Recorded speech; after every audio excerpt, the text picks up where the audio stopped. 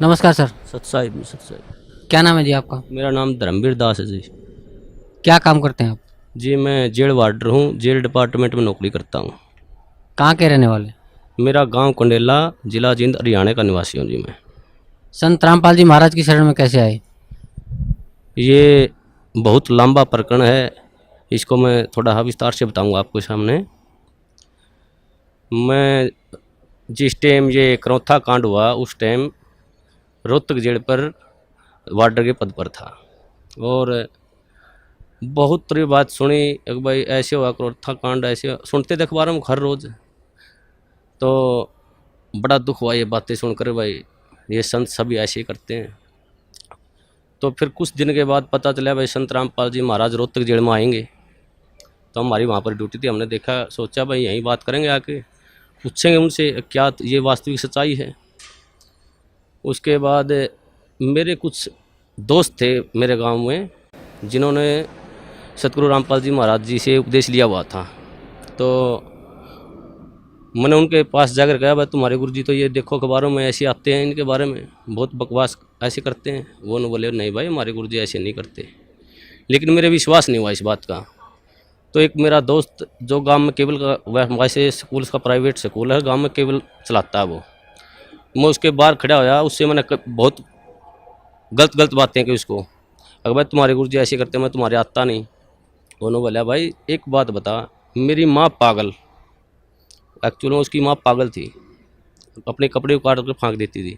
उसका पिताजी इतना शराबी था कि सारा गांव के बच्चे उसके पीछे लगे रहते थे। उन्होंने बोला भाई जब मेरे घर में मेरी माँ पागल से ठीक होगी, मेरा पिताजी शराब पीता था, आज एक नंबर का इंसान हो गया, मैं उस सुख को कैसे भूल जाऊँ, मैं कैसे ये कह दूँ भाई संत रामपाल जी महाराज मेरे गुरु जी के पास मतलब ये ज्ञान नहीं है, उनसे ये फ़ायदा नहीं होता, मैं मेरा जो फ़ायदा हुआ है उसको कैसे अनदेखा कर दूँ। इस बात का मेरे कोई असर नहीं हुआ। मैं उसको कह के, वो बोला अरे चाह तो पीता जाए, मैं बोला नहीं भाई मैं चाह नहीं पीऊँगा, मैं चला गया। तो फिर उसने मेरे पास फ़ोन कराया कि भाई हमारे गुरुजी आपके पास जेल में आ रहे हैं, आप उनको शिष्टाचार से बातें करना, आप कदे आप आपके भागी हो जाओ। एक मेरा बड़ा भाई ओम प्रकाश नाम है उसका, उससे भी पहले वो करौथा कांड में सह परिवार जाया हुआ था, उसको भी मैंने फ़ोन पर बहुत ज़्यादा बातें की, भाई तुम वहाँ क्या करने गया था, आज फंस गया। होती ये कहा फ़ोन पे मेरे को, अगर भाई मैं तुम्हारे को ही छोड़ दूंगा, मैं गुरुजी को नहीं छोड़ सकता। फिर भी मेरी बुद्धि ने काम नहीं करे, भाई एक भाई ये कह रहा है भाई तुम्हें ही छोड़ दूंगा, गुरुजी को नहीं छोड़ सकता। फिर भी मेरी बुद्धि ने काम नहीं कराया, मैं भाई ये तो पागल हो गए। उसके बाद फिर गुरुजी जेल में आए। जेल में आने के बाद वो दिन बहुत, मैं उस दिन को बहुत खुशकिस्मत मानता हूँ कि उस दौरान मेरी जहाँ पर गुरुजी बंद थे वहाँ पर मेरी ड्यूटी लगी हुई थी। तो गुरुजी आए, जैसे आके वहाँ बार के अंदर लेट के, शाम को तो हमने ये सोचा भाई गुरुजी अब आए हैं, रिमांड से आए हैं, अब तो इनको आराम करते, सुबह बातें करेंगे। जब ही सुबह ड्यूटी पर फिर मैंने ड्यूटी वहीं लगनी थी, वहीं परमानेंट ड्यूटी होती थी एक महीने के लिए, मेरी वहीं ड्यूटी थी। उसके बाद गुरुजी यूँ से सुबह जैसे ही गुरुजी को मैंने नज़दीक ही गया, गुरुजियों ने मेरे से पूछ लिया अक भाई हवलदार कौन से गांव का है तू? माँ जी मैं कंडेला गांव का। गुरुजियों ने कहा भाई कंडेले के तो बहुत भगत हैं मेरे। माँ जी हाँ बहुत भगत हैं। हाँ गुरुजी संत रामपाल जी महाराज ने मेरे ही बड़े भाई का नाम ले दिया, एक ओम प्रकाश है भाई मेरा कंडेला का बहुत बढ़िया भगत है। देखो कितनी अखबार में कितनी सुनने के कारण मैं अपने भाई को मना कर दिया कि मैं नहीं जानता। इतना बुरा प्रचार सुनने के बाद मैंने अपने भाई को भी खुद मारा, माँ जा भाई मैंने ये कह दिया जी मैं नहीं जानता उसको। गुरुजी ने कहा भाई जान या ना जान मेरा भक्त है वो। माँ जी ठीक है। गुरुजी ने मेरे को बिठाया, सृष्टि रचना सुनाई। मेरे को सृष्टि रचना सुनाने के बाद गुरुजी ने कहा बेटा ये बिल्कुल सत्य है जो सृष्टि रचना मैंने तेरे को सुनाई है, इसको आपने ऐसे लगेगा जैसे ये मनगढ़ंत कहानी है। तो मैंने सृष्टि रचना सुनने के बाद मेरी ड्यूटी ऑफ हो गई, मैं चला गया। उसके बाद मैं संपर्क में, जैसे ही ड्यूटी होती हमारे गुरुजी में संपर्क में चला जाता, मैं वहाँ बैरक पे चला जाता और पूछता रहता। एक दिन मैंने वैसे पूछा गुरुजी आपके जो भगत हैं ये आपको परमात्मा मानते हैं? तो बोले भाई हाँ जी परमात्मा मानते बेटा मेरे को। माँ जी नहीं मानते परमात्मा, क्योंकि मेरे अंदर तो अड़ंगा भरा हुआ था, मैं 2 कौड़ी का इंसान। तो उन्होंने बोले क्या बात है बेटा? माँ जी जब आप भगवान मान लिए तो फिर उल्टा कदम क्यों रखना? वो फिर डर क्यों रहे हैं, हम तो सामने आना चाहिए। हमारे गुरु जी ने कहा बेटा कोई बात नहीं, अब थोड़े डर रहे हैं वो सामने भी आएंगे। तो ऐसे हर रोज़ मैं गुरुजियों से पूछता जी ये जो आप मार्ग बता रही, ये रोड़ा क्यों हुआ, क्या कारण था इसका। तो गुरुजियों ने बताया बेटा ये 70 प्रकाश पुस्तक पर रोड़ा था सारा, मैं प्रोजेक्टर पे दिखाता था इसको, और ये जितने भी आर्य समाजी हैं, ये आचार्य बैठे हैं, ये इसको बेच कर रोजी रोटी बना रहे हैं। इसमें वास्तविकता कुछ लिखी हुई है और हमारे समाज को बता रहे हैं कुछ अलग। तो उस बात पे ये रोड़ा था सारा। तो मैं एक इस परोपकार का ये काम कर रहा हूँ, ये भक्ति विधि सही बता रहा हूँ। मैं कहने लगा जी इस पृथ्वी पर ऐसा इंसान कोई नहीं जो परोपकार के लिए निस्वार्थ भाव से कार्य करता हो। तो गुरुजी ने कहा बेटा ये दास है। तो उस टाइम मेरे वैसे तो मन में अड़ंगा भरा था, मेरे गुरुजी ने कही, मेरे उस बात का विश्वास माँ जी मेरे ये बात जचती नहीं। तो उन्होंने बोला बेटा जचो या ना जचो, मैं तेरे को जो बता रहा हूँ ये सत्य है। तो उस प्रभाव से मैं गांव में जो मेरा दोस्त केबल चलाता था उससे कहने लगा मैं तू कैसेट चढ़ा कर गुरुजियों ज्ञान में ज्ञान, तो तत्व ज्ञान संदेश की कैसेट थी, उसमें जैसे मैं हर रोज़ घर जाता रहा तो वो कैसेट चलवा देता। एक दिन मैं कैसेट सुन रहा था, रात के 9:30-10 बजे का टाइम था। तो एक कैसेट इतनी मार्मिक कैसेट थी, उसमें मैं क्या बताऊँ, मेरे गुरुजियों के लिए मेरा हृदय फाट गया था। वो परमात्मा सतगुरुदेव उन्होंने कहा कि इस दास की जीभ कट जाए अगर झूठ बोलता हो तो मैं इस परोपकार समाज के लिए ज्ञान छुड़ा रहा हूँ। तो गुरुजियों ने वो ज्ञान सुना, मेरे भीतर में लगी वह बात, भाई ये संत ये कह रहे हैं कि दास की जीभ कट जाए और मैं कोई स्वार्थ नहीं मेरा। तो मेरे वह बात भीतर में लगी। उस दौरान फिर मैंने वो बात गुरुजियों से कही, माँ गुरुजी ऐसे ऐसे कैसेट सुनी आपकी, बहुत निर्मल ज्ञान है।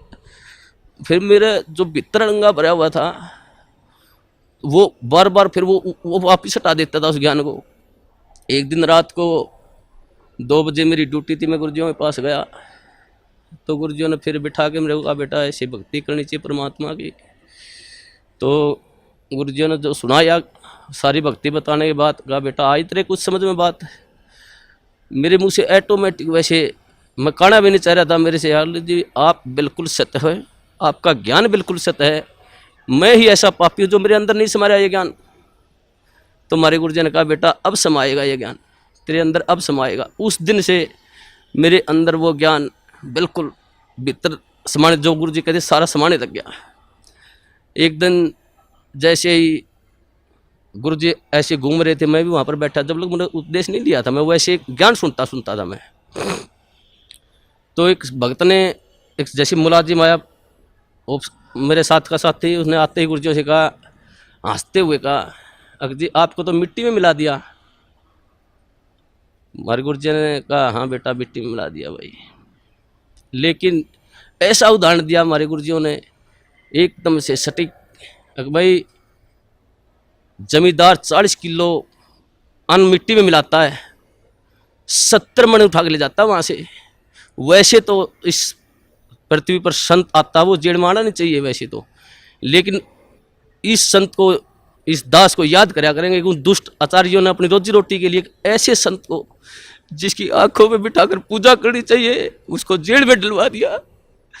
ऐसा मार्ग जो पृथ्वी पर संत जयपाल जी महाराज जी चला रहे थे, उस मार्ग को लगभग 2.5 वर्ष के लिए बंद करवा दिया। ऐसा मार्ग, हे परमात्मा, ऐसा गुरुजियों से वहाँ देखता, जो गुरुजियों पर आरोप लगाए गए, ऐसे आरोप, इंसान पागल होकर मर जाए, ये तो समर्थ परमात्मा है।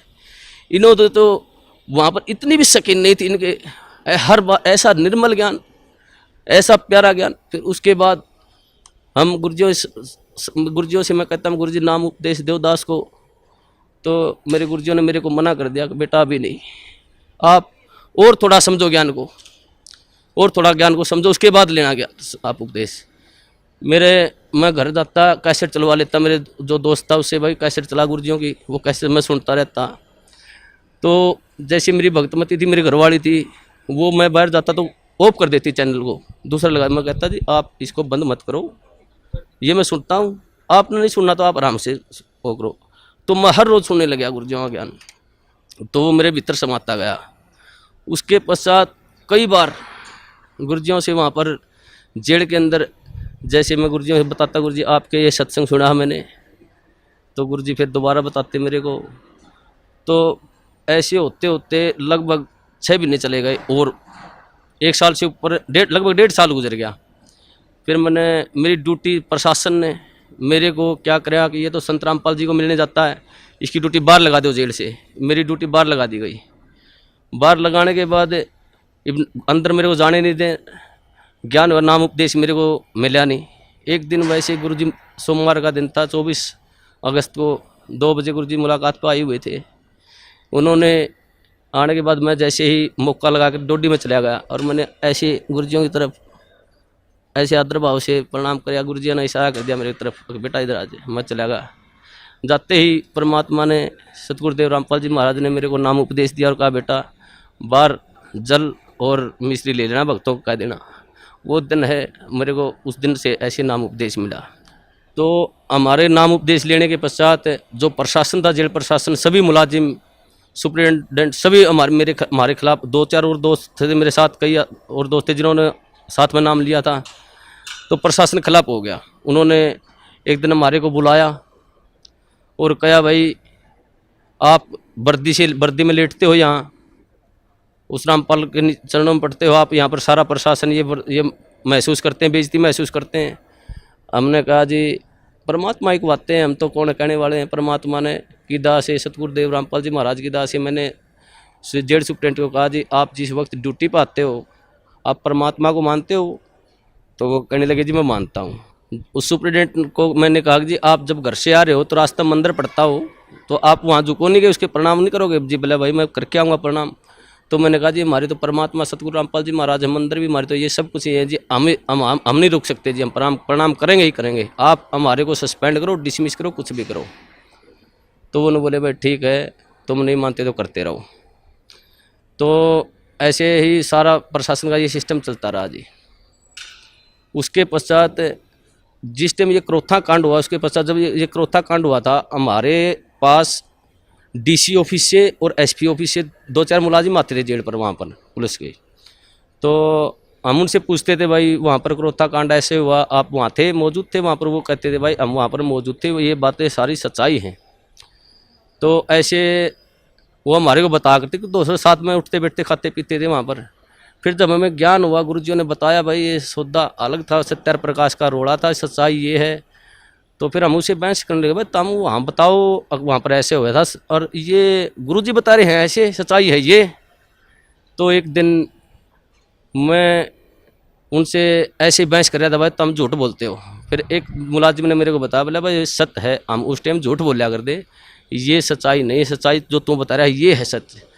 जब मन में आए परमात्मा, ए सतगुरुदेव, ऐसे जुल्म ढाए उन दुष्टों ने, फिर भी ये समाज, फिर भी देखो कितने झूठ, एक दोहरा रोटी खाने वाला आदमी झूठ बोल रहा है, हम झूठ बोलिया कर दे एक भ्रमत करने के लिए। तो उस दिन से फिर वहाँ से फिर पक्की जद्दल में जज की भाई ये सारा जो समाज है झूठ है, गुरुजी जो कह रहे हैं वो बिल्कुल सत्य है। उसके पश्चात हम गुरुजियों के साथ रहते थे, जाते थे, प्रणाम करते थे। प्रशासन हमारे खिलाफ हो गया, प्रशासन ने हमारे ट्रांसफ़र करवा दिया अम्बाड़ा, भाई तुम अम्बाड़ा चले जाओ कहने लगे वो। तो उससे हमारा ट्रांसफ़र होने से पहले की बात है, जैसे हम गुरुजियों से मिलते थे, जो प्यार होता है गुरुजी हमारे को, एक जैसे मेरे नाम उपदेश ले रहे थे, मेरे मन में आता था भाई गुरुजियों के पास जाता मैं, मेरे नाम उपदेश लिया, जैसे गया मैं, मेरे मन में आई एक भाई इतना अपने कदे पिता के बाप पाँव नहीं पकड़े, आप इसके पास पाँव कैसे पकड़ोगे? मैं जैसे ही बार के नज़दीक गया मैं वापस चला गया। दूसरी बार फिर मेरे मन में प्रेरणा हुई, अगर भाई संत हैं तू मानता क्यों नहीं, पाँव पकड़ ले जाके। फिर जो गेट पर गया फिर वापस चला गया। तीसरी बार फिर मेरे मन में आई, अगर भाई तू जाता ही क्यों वहाँ पर, अगर जाओ तो पाँव पकड़ ले गुरुजियों के। तो मैं जैसे ही गेट में बढ़िया, गुरुजी खड़े थे वहाँ सामने, इंतजार कर रहे थे, वो तो जाने जाने परमात्मा। उन्होंने जैसे ही मैंने गुरुजियों के चरण का हाथ लगाया, उन्होंने मेरे को छाती का लगा लिया ऐसे। वो अनुभव, जो सुख, जो गुरुजियों ने कहा बेटा अब मैं तो 2 साल और जेल में रह जाऊँ, मेरे कोई सुख नहीं। मैं आया तेरे लिए था बेटा यहाँ पर, वो दिन आज भी याद आता है। उस दिन तो मेरे ज्ञान नहीं था मुझे, परमात्मा ने ऐसी दया करी मुझ नीच पर, सारे परिवार पर। मेरे को, मेरी शादी को भी कई वर्ष हो गए थे, कोई औलाद नहीं थी मेरे। तो गुरुजियों ने, मैंने प्रार्थना की, गुरुजी ऐसे ऐसे हमारे संतान ने, गुरुजियों ने कहा बेटा तुम दोनों नाम ले लो जब तुम्हारे संतान होगी, और तुम्हारे भाग्य में संतान नहीं है, परमात्मा खुद अपने कोटे से संतान देंगे तेरे को।